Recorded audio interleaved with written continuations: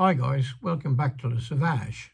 What we're doing today, we're going to drill some big holes today using the lathe because my pillar drill has got no morse taper facilities.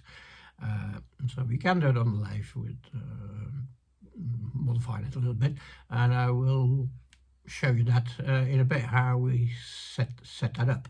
But I thought we can have a bit of fun today, and please leave a comment in the comments to say if this is a good idea for the video, yes or no.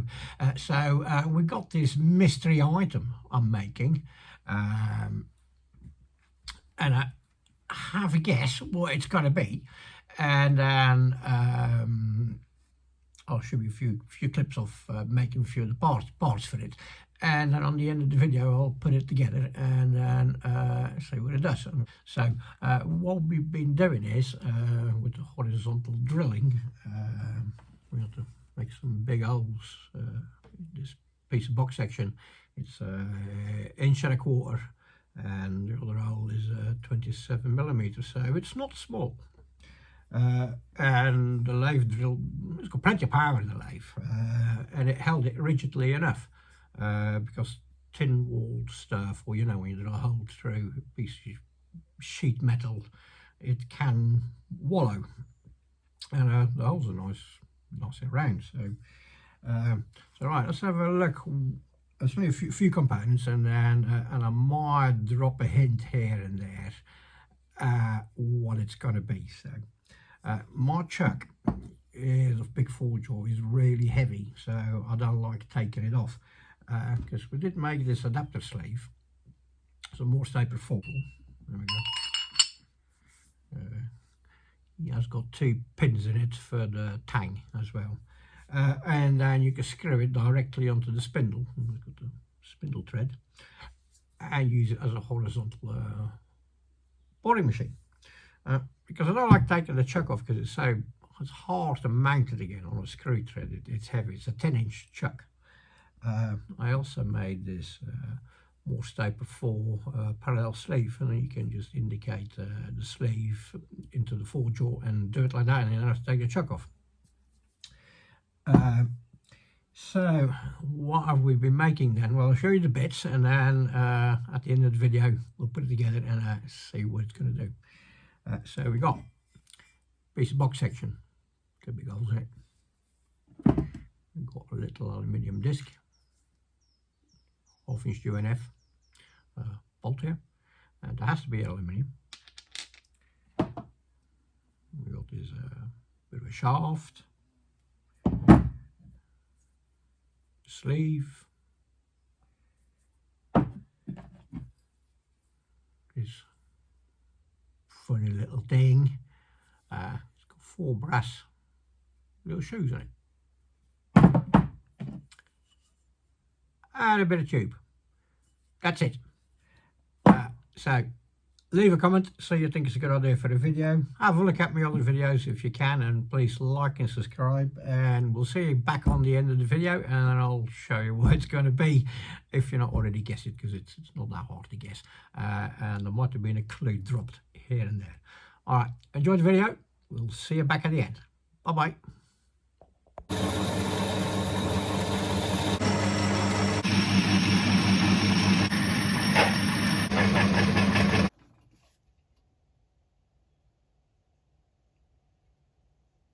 Well, that's not bad at all.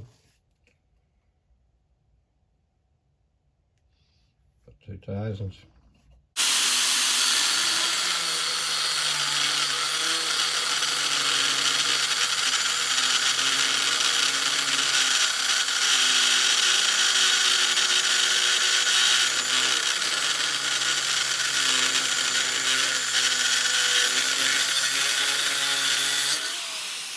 Right, quick word about angle grinding. I've been using angle grinder all my life, but you can see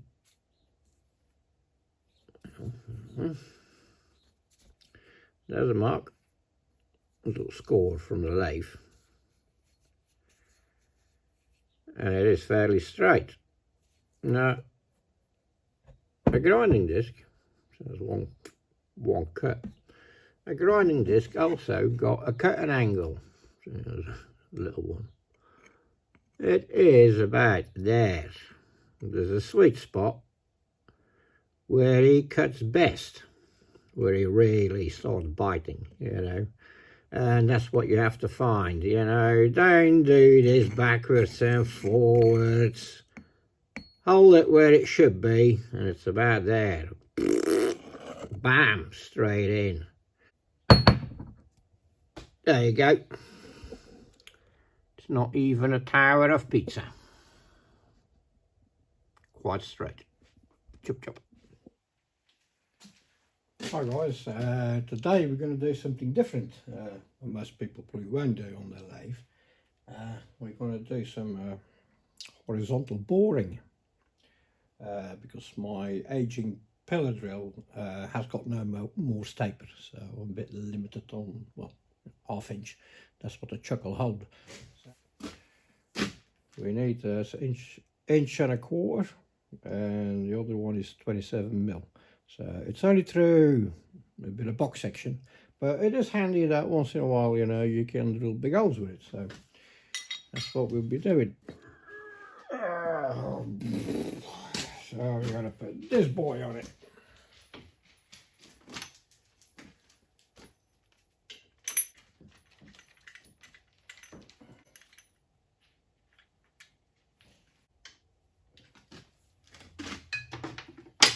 The pressure is here. Tends to tip like that, so we made these 2 setting bolts here.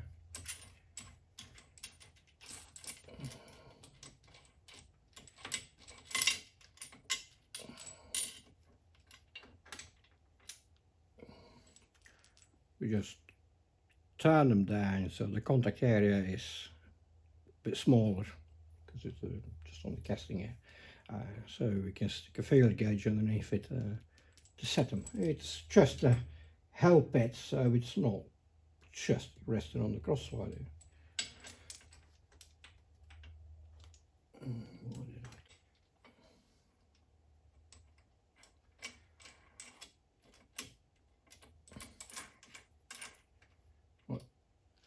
I'll bring you back when I trammed it in and set it up. Right, the setup is complete. So we'll start with a drill in a center hole. We had a dead center in here to hold the piece to center the clamp. Right there, good.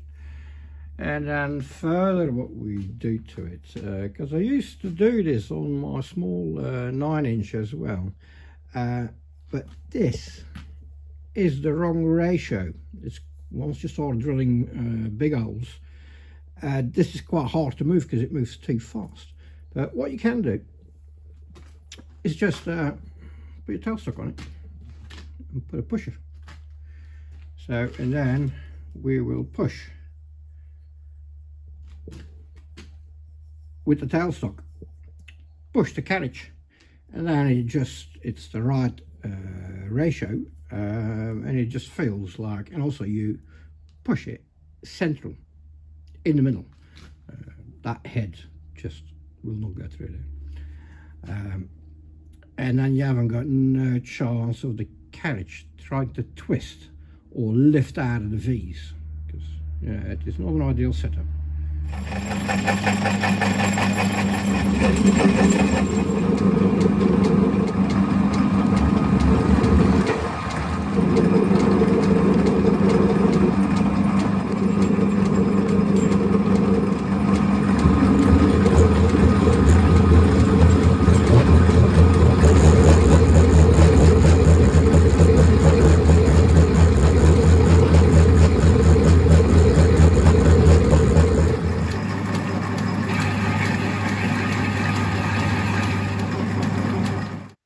Right lads, the last hole, we're going to be a bit more adventurous. We're going to do one on the power feet, and actually it's quite good. It's quite smooth, so have a go.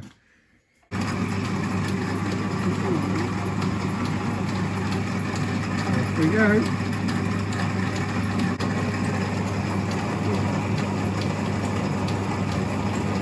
very slowly. There we go.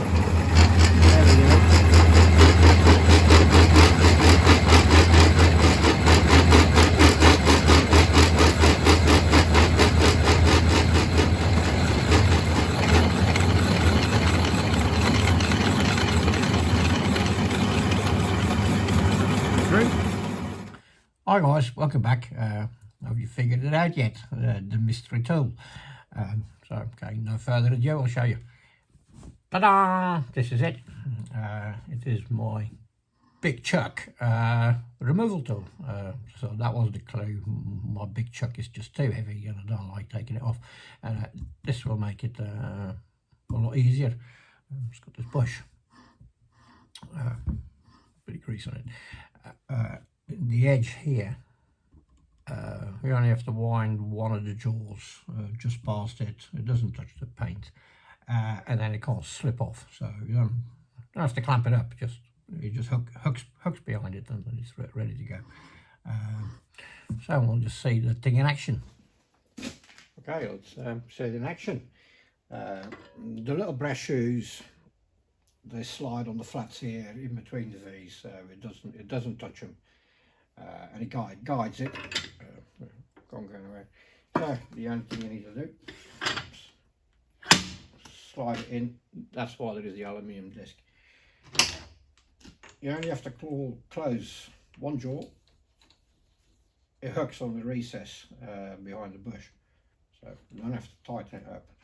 That stops the chuck from falling off. I still find this the best way of undoing these big chucks.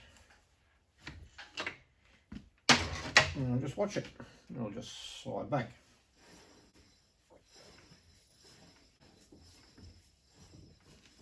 Free. There we go. And it's a handy little stand to put your chuck on the floor, so your actual chuck is, you know, not on the floor in the dirt or anything like that. And to put it back on again, it's just as easy. Just slide them in. Wind them. Yep. Wind them.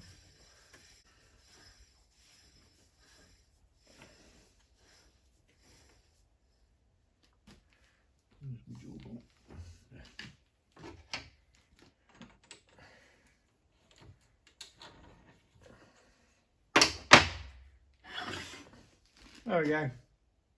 Piece of cake. So guys, I have a video and the mystery item. This makes my life so much easier. Well, I also did, but I've got no overhead crane for it. So I'll drill the hole here. Well, I have got a winch, but it's not in the right place. And you fix this lifting eye here, and it picks it up as balanced, you know. So they are so heavy. So there you go. So that might give you an idea for people who own bigger lathes or bigger chucks, because this chuck is actually too large for my lathe. It flexes the spindle a little bit. I can only use it for close-up work, really. I need to find another small. Well, I've got another smaller 4-jaw, but it needs a bit of work, so that might be another video pretty soon. So I hope you enjoyed the video, and we'll see you on the next one. Bye bye.